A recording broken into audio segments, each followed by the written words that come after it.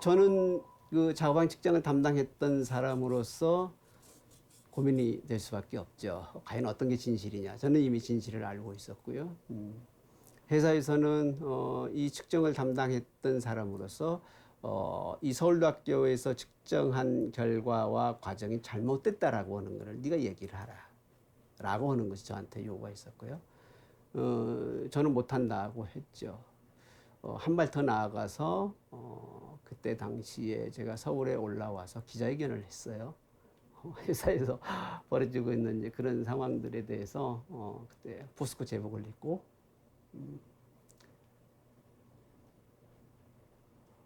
갑자기 감정이 막 벅차를.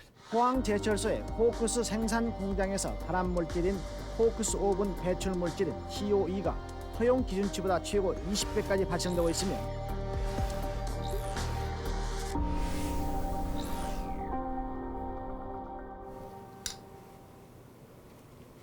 당시의 사건이 아직도 아유. 좀 마음에 좀 상처로 아직도 남아 계신 것 같아요. 예.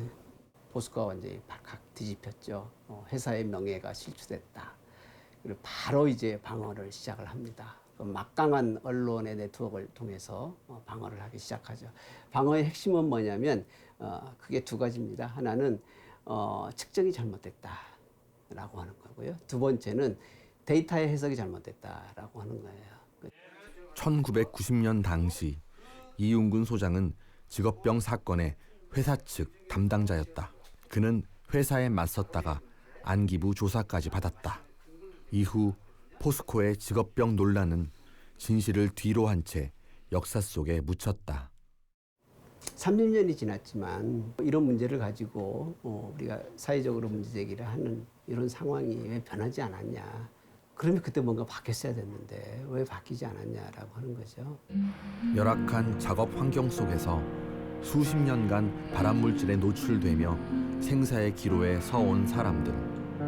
그들은 포스코의 거대한 힘에 압도돼 오랜 시간 침묵을 강요당했다고 한다. 말 꺼내기 힘들 정도가 아니고 대놓고 현장에서 대놓고 구축 창고 데리고다가 두고 패고 그랬으니까 방법이 없잖아요. 하라 그러면 하는 거죠. 한마디 하면 이 잘리는데 누가 합니까? 나서서 아무것도 못하죠. 뭐 가족 있는데 저 자식들이 있는데 먹이 살려야 되죠. 거기 화성장이가 막 근무하면서 그 COG 중에 나오는 콜타르, 조경유 뭐 이게 전부 다 발암물질이고 거기서 백혈병이 걸리게 그럼 돼 있는 조건이 돼 있는데 인정을 안 해주는 거예요 회사에서. 산재 신청을 산재 신청할지도 모르고 하더라도 예를 들어서 간부들이 못 오게 막는 거예요 이게.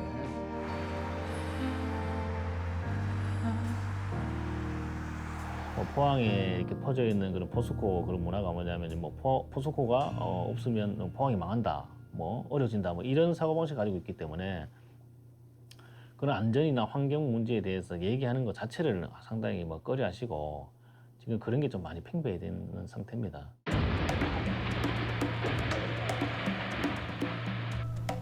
수십 년간 되풀이되어 온 포스코의 대형 환경 사고는 포스코의 노동 안전과 환경 관리가 얼마나 허술한지 여실히 보여줬다. 그럼에도 포스코는 어떻게 윤리 경영과 친환경 기업의 이미지를 만들 수 있었을까? 포스코 용광로 꼭대기, 브리더로 불리는 밸브에서 시커먼 매연이 마구 뿜어져 나오는 현장이 카메라에 포착됐다. 이 매연에는 카드뮴과 수은 등 발암물질과 유해 화학물질들이 들어있다고 전문가들은 말한다. 감독기관인 경상북도는 남의 일인 양 아무런 조치도 할 수 없다는 말을 되풀이한다. 현재로서는 조치할 수 있는 그런 부분은 지금 없는 것 같습니다. 단순하게 브리더만 보고 점검하는 부분은 그런 애로사항은 있습니다. 그러니까 지금 이렇게 만약에 뭐 어찌됐든 명확한 이 배출 행위의 증거가 있는데도 이게 행정처벌을 못 합니까? 예, 지금 상황은 그렇습니다. 안 그래도 그 부분에 대해 가지고는 다시 한번 환경부하고 공무원만이 아니다. 지방 의원들은 알고 보니 포스코 공급사의 전현직 임원들이 상당수였다. 실제 자료를 입수해 대조해본 결과 현직 경북 도의원 2명과 전직 시도의원 등 5명이 포스코 공급사의 현 대표이사이거나 임원 명단에 이름을 올린 적이 있었다. 도의원이 이제 그런 이제 포스코 협력사의 이제 대표를 맡는 게 적절하냐 답을 한번 해주십시오. 뭐 어떤 약간 저 잠깐만. 카메라 잠깐만요. 예. 예? 예. 기자님. 그냥 하시면 됩니다. 이거는 아니, 뭐 저희들이 공식적으로 드리는 질문이에요. 이거는 그게 또 제 2차, 3차 밴드들 있지 않습니까? 그거 빼고는 거기가 뭐 포스코 맞습니다. 부정 안 합니다. 그거. 근데 이제 그게 뭐 먼저 될 게 그러면은 법적으로 겸직을 못하게 해야 되는데 그리고 또 보면은 또 뭐 그렇다 해가지고 지방의원 한다 해가지고 국회의원들처럼 뭐 의정활동비라든지 세비가 많은 것도 아니고 사실상 뭐 시민들은 볼 때 저희가 다 이렇게 뭐 공작을 하면 한 월 420만 원 정도가 통장에 입금되는데 그거 갖다 어디가 삽니까? 저 의원님께서도 일단은 이제 그 포스코에 이제 거래를 하고는 계시죠. 있지. 예. 그런 맥락으로 본다면 포항 시민 모두가 포항 제철에 연관 안 되는 사람이 어디 있나? 포항 시민 모두가 포항 제철이 되어서 특히 포항시 전체 포항 제철을 포항에 안 만들었어야지. 도의회 부의장은 포스코에 대한 감독 권한이 도의원 자신들에게 있다는 사실조차 모른다는 듯 엉뚱한 이야기를 한다. 포스코 환경 문제가 경북하고 그렇게 얘기하는 거 안 맞지. 아니죠. 포스코의 환경 관리를 도가 하잖아요. 도가. 분지나 유해 물질이 안동까지 오고 그 유해 물질이 영천까지 간다 크면 경상북도에서 특위를 만들어가 조사를 해야 되겠지만 포스코에 지금 질문하신 그런 부분에 뭐 유해 물질 뭐 이런 거 걷는 부분을 걷으면 포항 시내에서 일어난 일들이 나오면 그죠? 캐봐야 잠깐 뭐 경주까지 그러면 포항시에서 특위를 만들어가 조사를 하든지 해야 되지. 그렇다면 권력기관을 감시해야 하는 언론은 포스코로부터 자유로울까? 지역 일간지 2곳과 중앙지 3곳을 대상으로 포스코 보도의 편향성을 분석해봤다. 지역이나 중앙지 할 것 없이 홍보성 기사가 비판성 기사보다 압도적으로 많았다. 반면 산재와 환경 관련 기사의 비중은 지역지의 경우 2 내지 4%의 수준에 불과했다. 따뜻한, 좋은, 아름다운 등의 키워드가 포함된 지역 일간지의 포스코 관련 기사들. 이를 토대로 감성 점수를 분석해 보았더니 기준치보다 훨씬 높게 나왔다. 거의 4년간 500여 건에 가까운 포스코 관련 기사들을 쏟아낸 지역 언론들이 막상 산재 사고나 뭐 환경 관련 이슈나 이런 부분에 대해서는 너무나도 이 소량의 기사만, 그것도 정말 필요에 의해서만 정말 정보성으로 툭 던지고 마는 그런 모습들을 보면서 이건 정말 언론으로서 역할을 방기하고 있구나. 지난 50년간 세계적인 철강 기업으로 우뚝 서며 기업의 사회적 책임을 강조해온 포스코. 최정우 회장은 기업 시민이라는 낯선 단어까지 만들었지만 시민들은 동의하지 않는다. 포스코가 탁 올랐어요.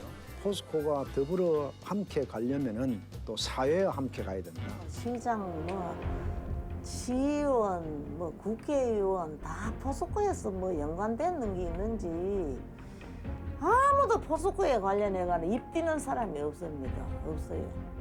이거 진짜 중요한 문제예요. 포스코가 저렇게 진짜 지금처럼 온갖 오염 물질을 내도 행정 지도도 못하고 아무 말도 못한다 그러면 그런 가망 없어요. 환경 문제라기보다는 공해라고 하는 것을 명확하게 지적을 해주는 것들이 필요하다. 왜냐하면 환경 문제 하면 가해자가 잘 드러나지 않아요. 근데 공해라고 얘기하면 공해? 산업지역? 기업? 이렇게 딱 들어가는 미선언이라는 그런 게 있는데 환경 문제는 가해자와 피해자를 되게 모호하게 만드는 용어이기 때문에 이 모든 논란에 대해 포스코는 책임 있는 자세로 답변해야 한다. 그러나 포스코는 인터뷰 요청을 거절했다. 직원들에게는 MBC 취재에 응하지 말라는 지시까지 내렸다. 대신 서면으로 입장을 전해왔다. 포스코의 대기 오염물질은 환경 기준치 아래로 관리되며 자체에 파악한 제철소의 암 등의 발병률은 전국 평균보다 낮다고 했다. 주민들의 사망률과 만성 질환율이 높다는 정부 조사 결과는 인과관계 등이 증명되지 않았으며 과거 포스코의 발암물질 은폐 의혹은 사실 무근이라고 반박했다. 포스코의 답변 가운데는 사실 여부를 따져봐야 할 주장이 다수 포함됐지만 포스코는 끝내 인터뷰에 응하지 않았다. 산재 사망 처벌 강화 중대재해 기업처벌법 제정하라. 지난 4월 광화문 앞에서 사람들은 외쳤다. OECD 최고의 산재 사망국. 노동자 한 명의 목숨값이 벌금 432만 원인 참혹한 현실을 더 이상은 지켜볼 수 없다는 양심의 외침이었다. 그것을 적절하게 범죄로 규정하는 법이 없다면 한국 사회의 많은 국민들은 이 사회가 정의롭지 못하다고 느낄 것입니다. 우리는 이 중대재해기업처벌법 제정을 통해서 한국 사회를 정의로운 사회로 만들기 위해 노력할 것입니다.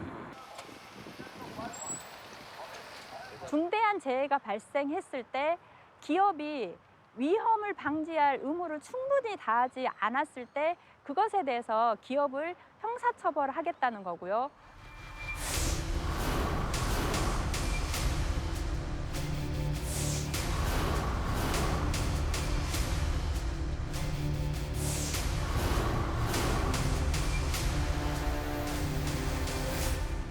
다른 것과 달리 화학물질에 노출돼서 직업병이 발생했다고 유추가 될 때 기업이 충분히 정보를 제공할 수 있게 하는 그런 좀 그 입법 보완도 좀 필요할 것 같고요. 중대재해기업처벌법은 고 노회찬 의원을 시작으로 몇 차례 발의됐지만 결실을 맺지 못했다. 그러나 최근 김용균 참사 등으로 국민적 공감이 커지면서 법률 제정의 희망을 키우고 있다. 20대 청년 노동자의 죽음을 추모하는 마음이 노래로 만들어져 사람과 사람 사이를 강물처럼 흐르고 있다. 마침내 마음과 마음이 어우러져 힘찬 발걸음을 내딛고 있다. 늦었지만 함께 희망의 노래를 크게 불러야 한다. 한 사람이라도 일하다 사람이 죽는 일만은 막아야 한다. 노동의 죽음을 무감각하게 여기는 사회에서는 공정과 정의가 꽃필 수 없기 때문이다.